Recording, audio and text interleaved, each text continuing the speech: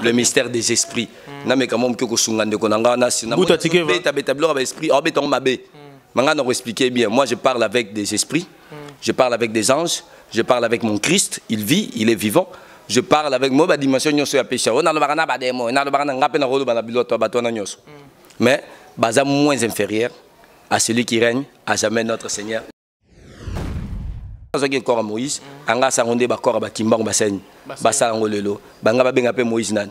Dieu, banga ba salele boy, banga ba salele boy, banga ba salele boy. Laisse-moi vous expliquer que même Samuel, ba invoca qui est pas nan et pas Saoul. Donc ce sont des évocations de nini de mort et exista kapona ba oyo ba ebinan. Zambete, ba sala kango, ba mort wana pe ba sarani. Ba ya kamenga ba batu nyoso ba invoca ba mort boyo kanga. Ce sont des démons que vous appelez.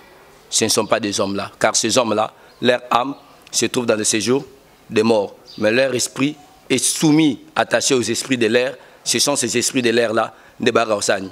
Qu'on ramène les bino pour vous en avoir confiance. On connaît bino qui tourne le bidon comme sous. Norben Norben Mboutate nani. Tikeva. Tikeva. Ouais, Norben Norben c'est Tikeva qui aïe bakailo komoko. Ce qui n'est aïe koluka parole ou un esprit nanga. Ce n'a bimison le connaît tumbaï. Parce que Chikito, prophète Eloko bandela nous bien. Nabi mon qu'il est baby. Qu'il est baby. C'est-à-dire une chose. Tant qu'on ça au solo ba makambo, il faut au mettre un peu essayer ko bon ça moi mais la réserve. Na ibisa ngana ko banga mbuta, na ko banga ticket parce qu'on va éclaircir encore une chose que je dois retenir ici. Na ko banga ticket va pour Azana Nini. Peut-être qu'on se prétend avoir des connaissances de la vérité, mais on a globe le monde. C'est ça ce qu'on appelle les mystères de Dieu, créateur. Jean 1 au commencement était la parole, et la parole était avec Dieu, et la parole était Dieu. Il a défini directement le Dieu, le véritable Dieu créateur. Donc le Dieu créateur, c'est celui qui est le mystère de toutes sortes de connaissances. Surtout dans le jardin d'Éden. Qu'est-ce que Dieu avait mis devant Adam pour y représenter? C'était la lettre, la parole. Tu ne mangeras pas, tu ne toucheras pas.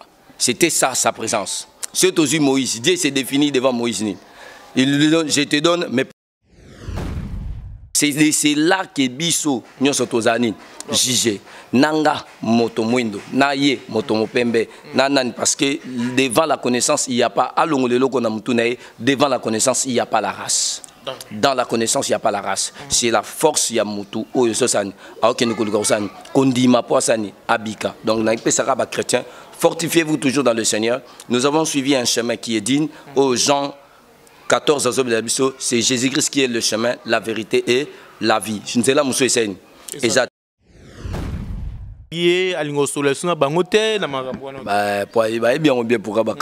Parce que vérité bandi place ouana mais bango ba na désordre ya qui coutumier moni le bomi bango bazui ba biloko ya ba ngunza ya ba tribi na bango ya ba mbikudi ndesko bazui kimbango ba betire ye lokola nani lokola esprit moko po bango basani basalela au contraire eza kimbango te eza démon mo bobenga na kombo nani ya kimbango. Parce que des démons on a abîmé l'église des noirs na image anan ya kimbangu mais véritable kimbangu azana na repos avant d'y et couvert par le sang de l'agneau. Je tiens à saluer Madame Bibi Abissina qui me suit en direct des États-Unis d'Amérique. Mesdames et messieurs, bonjour, bonsoir, tout dépend de l'heure à laquelle que vous nous suivez. Les abonnés, les fidèles de Bibi Télévision officielle, c'est là Ruben Samba, la réserve de la presse congolaise. Pour aujourd'hui, je tiens à recevoir pour vous prophète, fils de Jésus de l'église la vérité et puis nakati église la vérité comme toyambi pe motonanzambe ndeto kobeta masolo toujours si vérité à Jésus-Christ.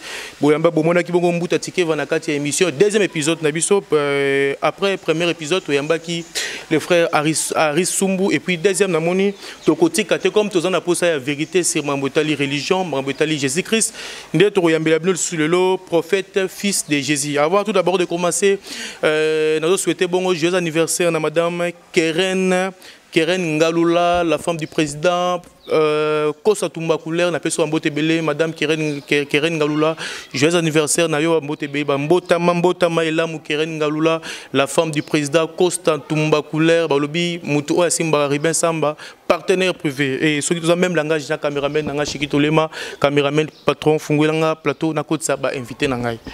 Bonjour, prophète. Bonjour, papa. Bonne santé. Malam Nangozanza. J'espère que na yo le tokoye, baba vérité, maïmetali. Jésus-Christ.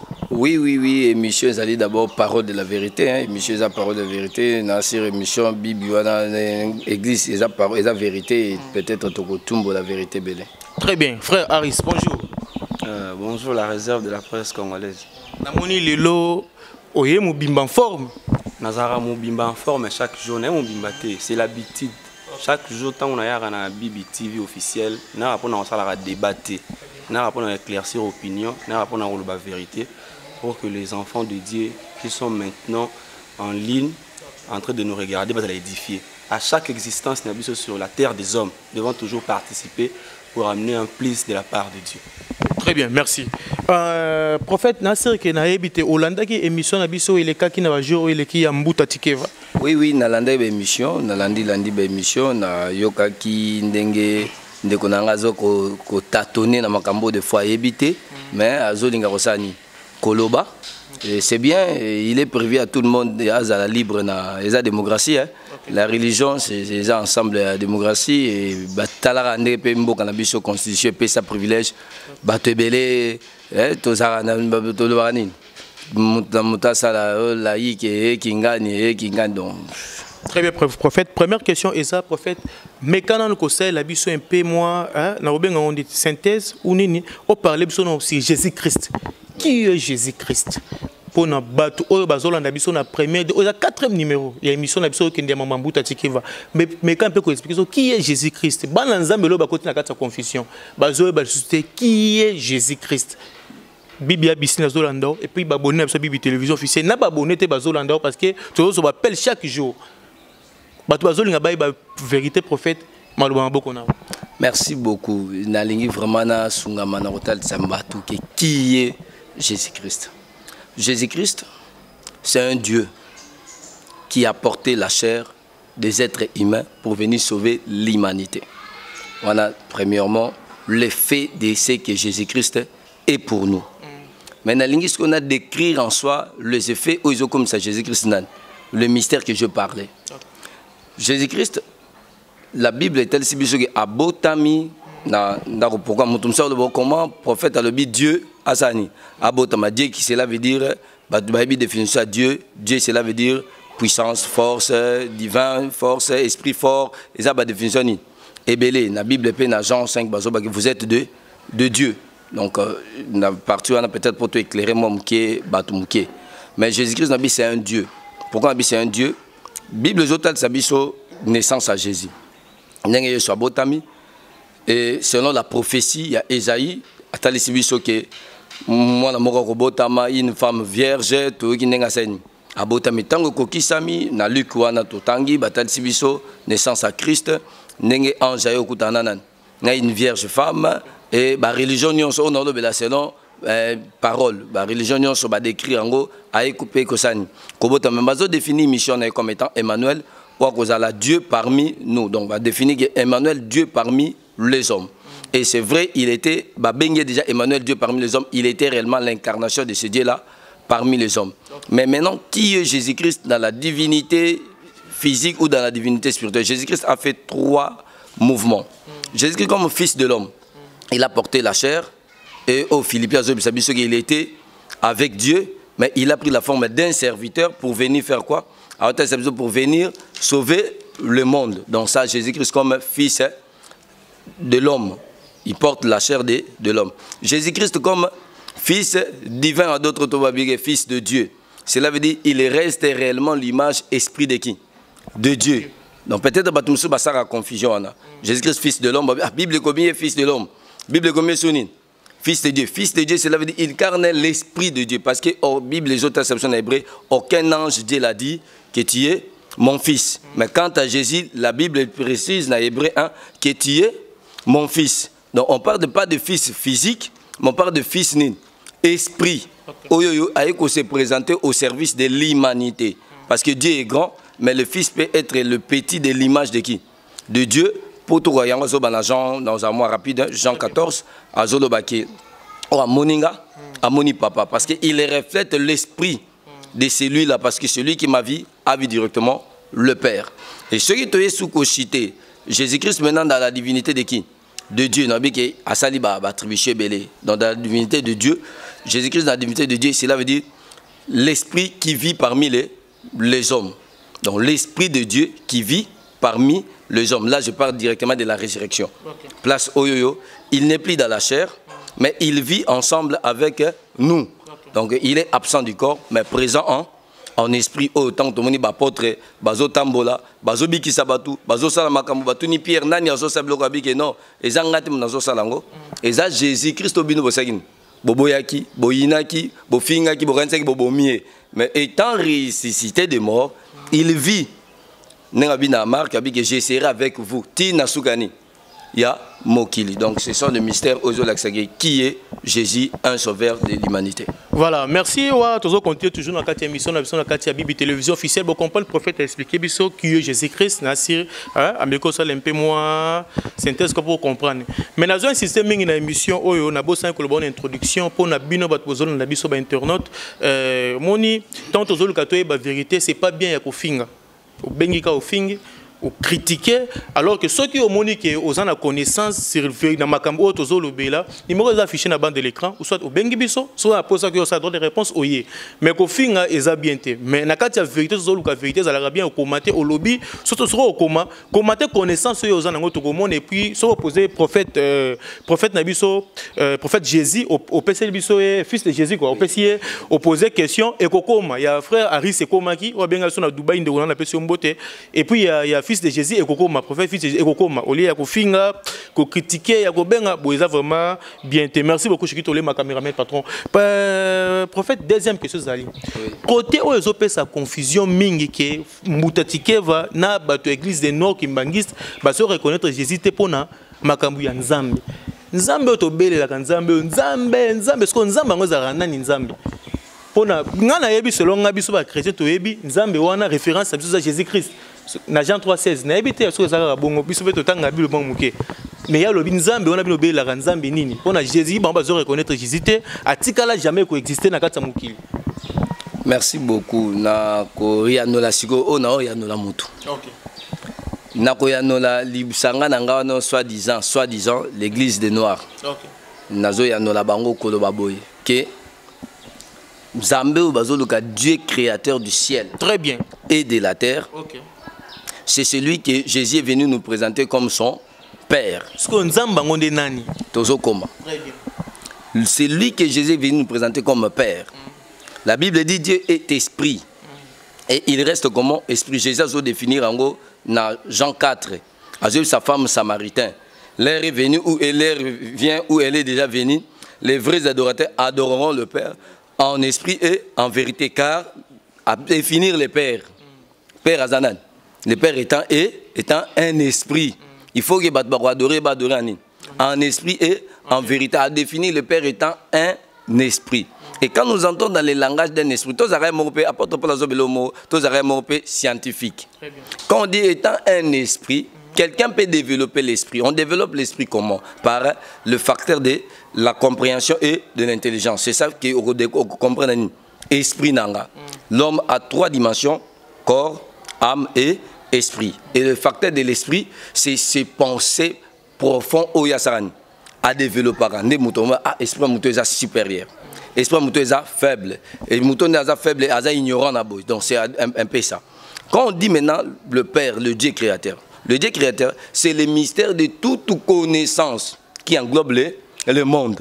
C'est ça ce qu'on appelle le mystère de Dieu créateur. Jean 1, au commencement était la parole, et la parole était avec Dieu, et la parole était Dieu. Il a défini directement le véritable Dieu créateur. Donc le Dieu créateur, c'est celui qui est le mystère de toutes sortes de connaissances. Surtout dans le jardin d'Éden. Qu'est-ce que Dieu avait mis devant Adam pour y représenter? C'était la lettre, la parole. Tu ne mangeras pas, tu ne toucheras pas. C'était ça, sa présence. Surtout Moïse. Dieu s'est défini devant Moïse. Il lui donne, je te donne mes prescriptions. Ces prescriptions, c'était lui-même Dieu. Dieu égale la parole. Si vous voyez Dieu, Dieu c'est la parole qui produit la vie et qui interdit le mystère du mal, parce qu'il savait qu'il y avait des anges au bas c'est détourné déjà naïe bonga qui a bloc moko ya orienté tout Dieu, c'est le mystère vrai de la parole de qui? De Dieu, car la parole est comment? Est esprit. Troisième question, fils de Jésus, prophète fils de Jésus, on a pena prophète a sincérité. Eza makambo nzambe batu baza ba ignorance ba luka ba yeba vérité place ezali. Oui. Prophète. Abina tout na bino boy. Nani akoma Bible? Nani akoma parce que makambo nyonso oyo wa kiboloba na Bible wana Jésus ngazalaki boya salaki mais Jésus a existé. Parce que yo akoma Bible wana ozalaka wapi période wana et puis banani yango ba donc soukaka question banani bakoma Bible. Naropé ça ndekonanga na deuxième réponse ko ebise boy. Na bandeli solo na bandeli boso il faut appuyer manine scientifique. Et tant que scientifique après à refléter à ozongana spiritualité. Bible ezali ba bibliothèque so la Bible c'est bibliothèque ensemble des livres réunis nde salini Bible. Ba ko poko sangisa ngo na regroupement nan. Ya ba théologien, ya ba tout ba sangisi ba livre wana nde ba commission ngoni. Ba commission ngo Bible. Mais elobité ke yango nde o biso to bengani les écritures divins. Nenge na moni ya zui nini ba rouleau ba sangisi wana abia pasolango ata pasolango esa lelo alobi akata na ye ngana ko je bisa sani akata na ye likambo esa kutu lelo akoma baba te ngane na ko bisa na bisa lelo mo na ko bisa ko comme ça. Ah OK, très bien, merci. Okay. Donc ba papier wana oyo batu ba sangisi ezali nango ba papier oyo ba beti batu baseni bazui ba oyoyo et comment il y a un esprit parce que ici aujourd'hui a livre à Jérémie on a comment bazo comme révélation nzambe na muto za penanan il y a Jérémie donc Bible ezate que ba papier Bible ezali révélation que Dieu a révélé aux gens et on a pris toutes ces révélations là n'attend oyo science comme ça qu'on s'est développé ba regrouper yango pour et permettre ba religion ba rosani kotanga kango butupe moi. Nathan Moïse, il y avait des rouleaux. Même Nathan Jésus-Christ, on parlait des rouleaux. On ne parlait pas de Bible, on parlait des rouleaux. Jésus-Christ, Nathan, Plazui, rouleau à Esaïe, à Fongo, la Seigne. Attends, ça, ce sont des pensées humaines de Basangi ici. Donc, il y a une Bible. Non. Il faut aller. La Bible, c'est un mystère de la volonté de qui? De Dieu, que Dieu a écrit dans notre esprit. Ce que tu as vu, Hébreu 8. J'écrirai dans votre esprit, je les mettrai dans votre cœur. Il va écrire quoi? Sa parole. Pour nous, la Bible. Donc, la Bible n'a se référé peut-être à Kingani Bongo Boye, à l'Obaka, Naro, Zape Makambuto, Sanoto, Salelopeni. Livre. Très bien. Tu tiens un peu à paragraphe, tu tiens un peu banine. Tu tiens un peu à Sumbu, tu tiens un peu à paragraphe, tu tiens un moi bouquin na biso to d'autant donc comme Bible c'est bibliothèque d'autres termes to ça donc bibliothèque mais la Bible Paul définit les écritures tuent mais l'esprit des écritures qui vivifie logoye peso bomaï c'est l'esprit des écritures il n'a pas l'esprit des écritures mais il a les écritures na l'indien dans ça va verser copé ça verser la bible qui yango il a l'esprit des écritures moi j'ai besoin de celui qui a l'esprit des écritures le fait là les abaro même to bakomaki les abanani non, nous, la Bible que nous disons, c'est l'esprit que Christ a écrit dans notre cœur. Moutaro longolango, ate. Bible batumba. Mais biso toza Bible mon nakat esprit. Eloko ni obeke orobakisake na sima kotumba Bible wana eloko ni rokoma. Ah malamu na bino ngo po bozaka basongi songi bola. Bolanda biso poto pelisa moto. Voilà. Elo nangina loba na yende boy.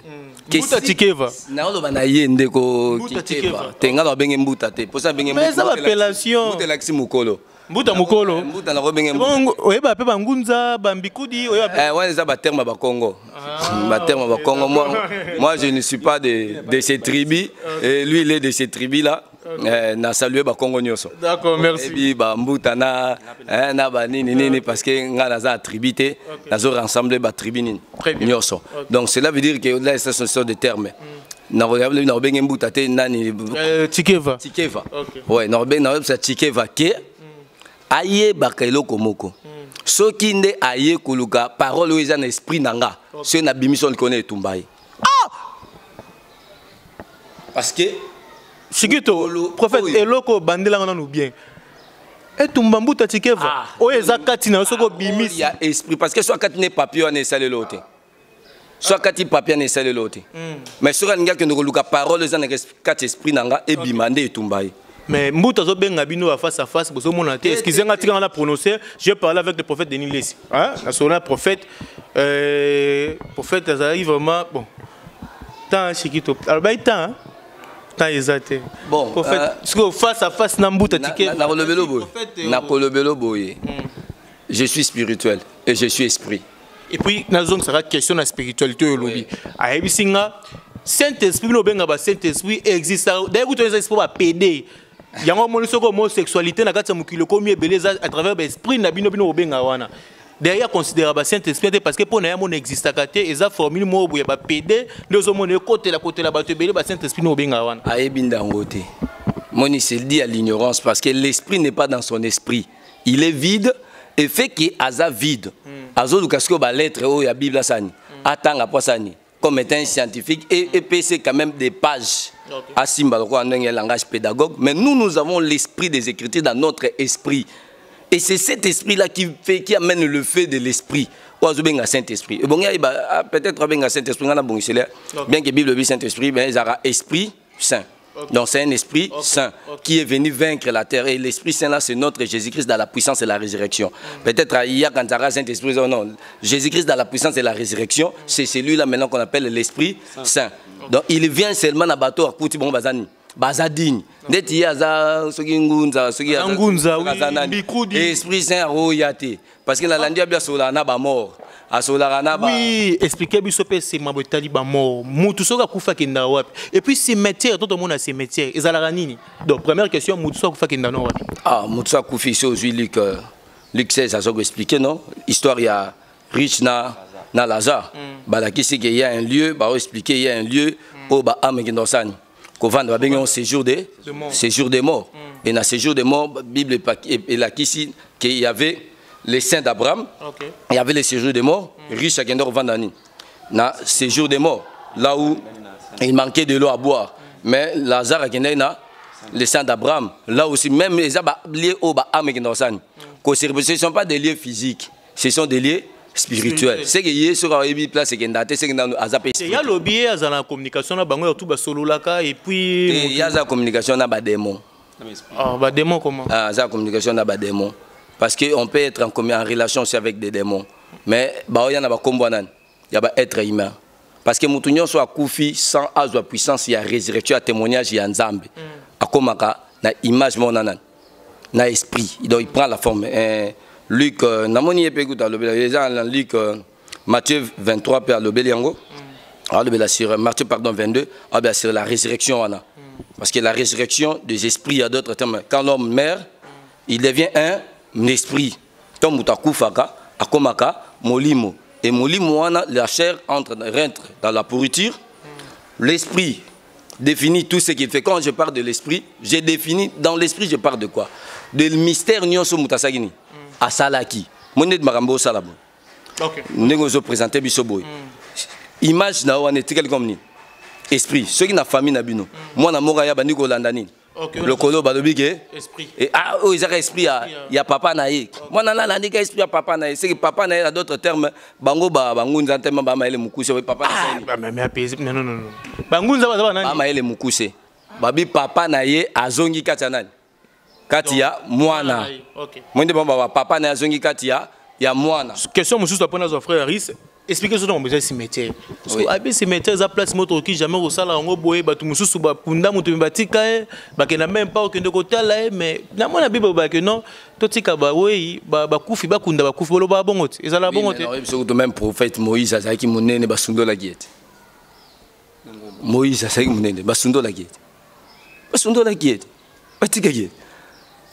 Misiko cimetière to sa muta banino liboso nzamba munene yemoko ayebisi bango bo la muka bo sundola Moïse bo simenza bo sani bo ken même Christ tango akwei na nzoto bo muta seni akufi kokufa parce que bongaki akufa po akokisa mission o asagini o ayaki parce que étant prophète alobaki lo moko na bango na kokisa o na lobaki na tango nan ya Jonas.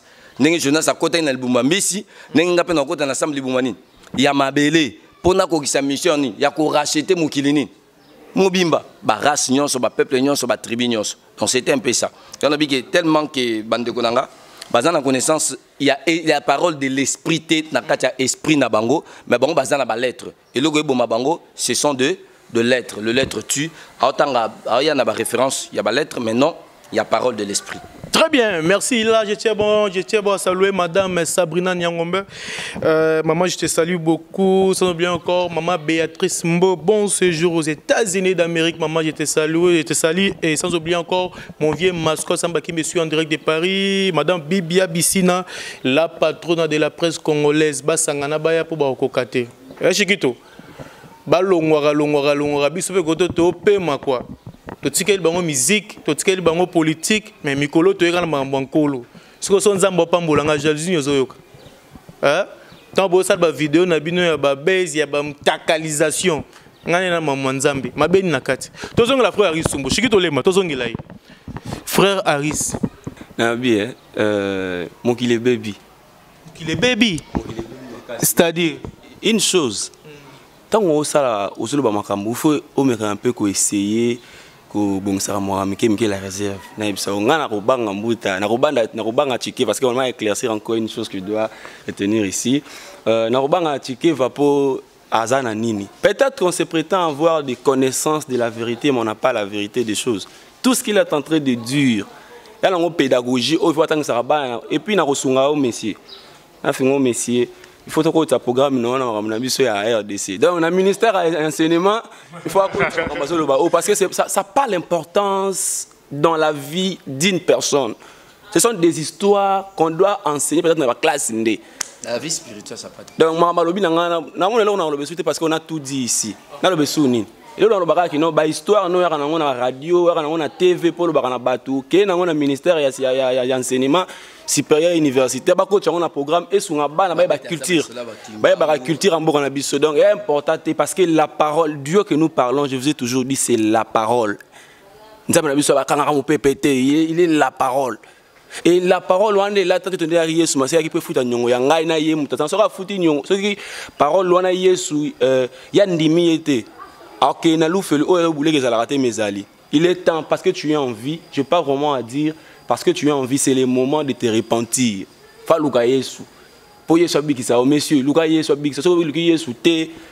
Donc, place Nezara na Loufelu. Donc, mon qu'il remet na souka, il y a un mystère, moi, attendre de la fin, et la binoté, parce que tout est écrit dans la Bible, et attend à souka, basaka lokuta, barobima, batandé, barobima, et bakwa, baromba, nzambe, et tout, parce que tant à zoa, mutu, oh, ça, Simon Kimbang, oh, yemorandimi, yesu, ça, serviteur à yesu, à commissaire nzambe, c'est-à-dire, ce sont les accomplissements des Écritures. Donc, mon papa a tout dit, j'ai pas de choses à dire, ce qui est important, c'est à se repentir.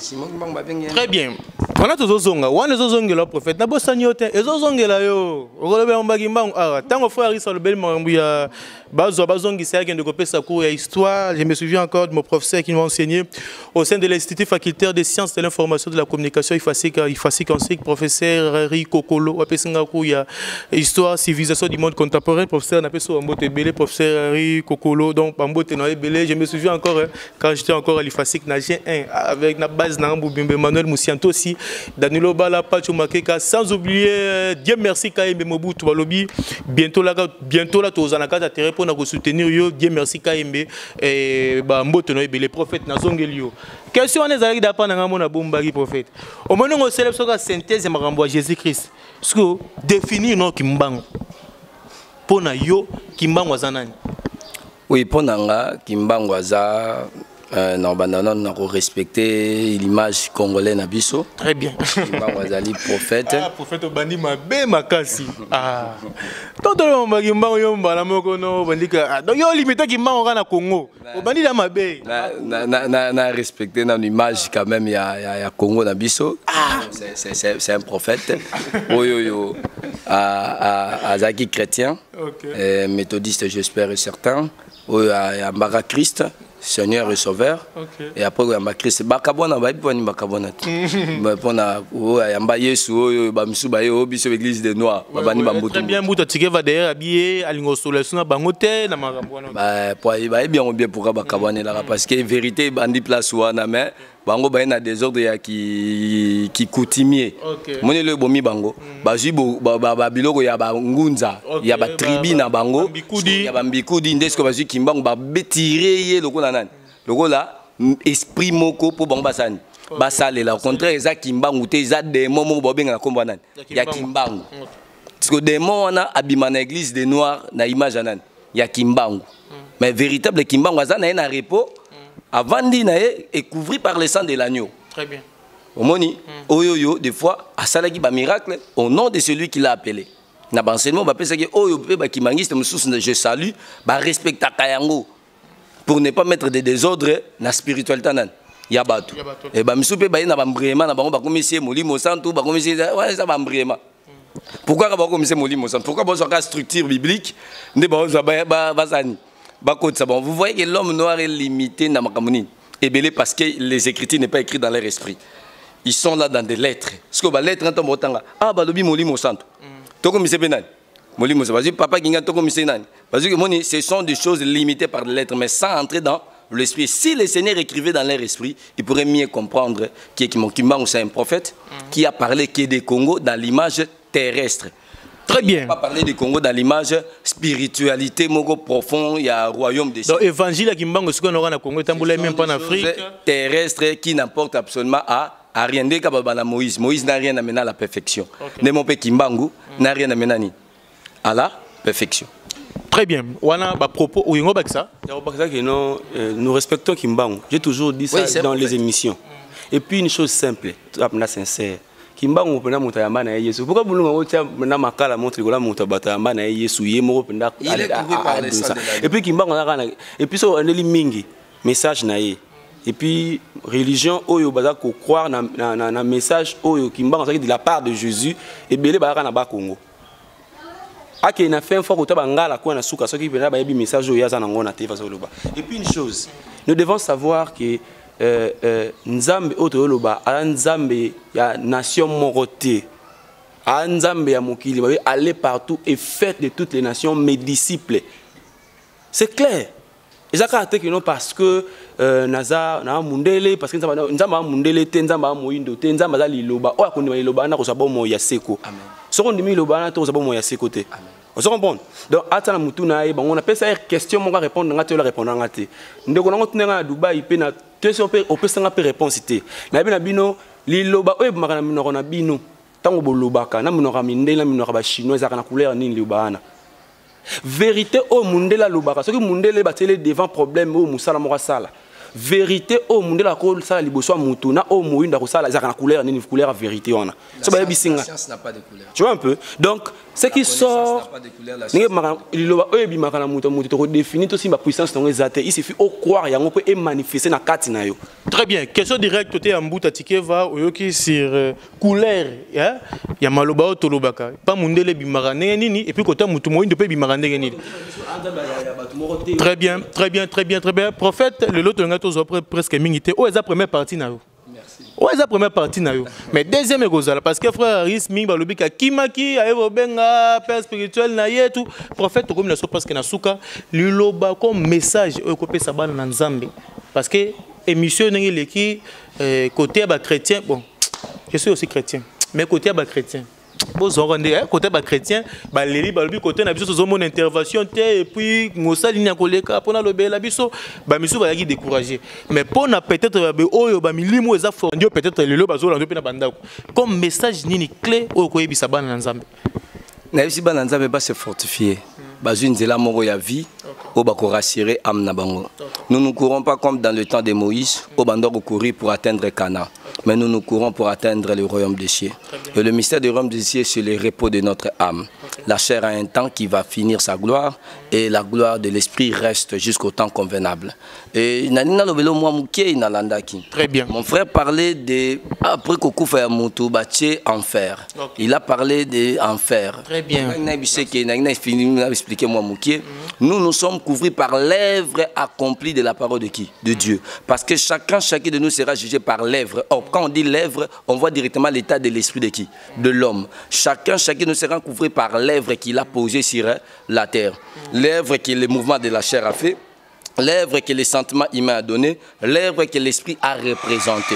C'est là que biso nyoso tozani jugé nanga moto mwindo na ye moto mopembe nanan, parce que devant la connaissance il n'y a pas alongolelo kona mutunae, devant la connaissance il n'y a pas la race. Dans la connaissance il n'y a pas la race, c'est la force ya mutu oyo sosani aokene kolukosani kondima poasani abika. Donc na pesaka ba chrétien, fortifiez-vous toujours dans le Seigneur. Nous avons suivi un chemin qui est digne aux gens 14 c'est Jésus-Christ qui est le chemin, la vérité et la vie. Je ne sais pas, monsieur Essayne. Exacté. La gloire charnelle va passer. Kimbangu a la gloire charnelle qui a cru pour avoir la vie éternelle. Moïse a la gloire charnelle qui a cru aussi à cette bonne nouvelle de Dieu. Il a prouvé la foi pour lui aussi qu'il soit comment sauvé. Preuve en étant Moïse a koufaki n'a beto kal soma muké pour tout ce que ça. Moïse tanga koufaki, nous autres on est tikalaki. Tango tikali.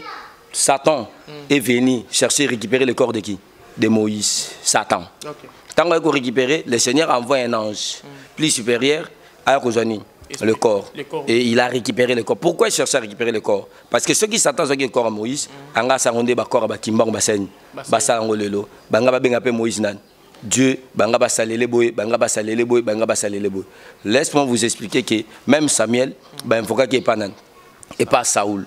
Donc ce sont des évocations de nini, de mort. Et existe à Capona, Oyo Baebinan, Zambete, Basala Kango, Bamor on appelle Basarani. Ce sont des démons que vous appelez. Ce ne sont pas des hommes là. Car ces hommes-là, leur âme se trouve dans le séjour des morts. Mais leur esprit est soumis, attaché aux esprits de l'air. Ce sont ces esprits de l'air là, des Baraosani. Pour ramener les binos pour vous en avoir confiance. Le mystère des esprits. Moi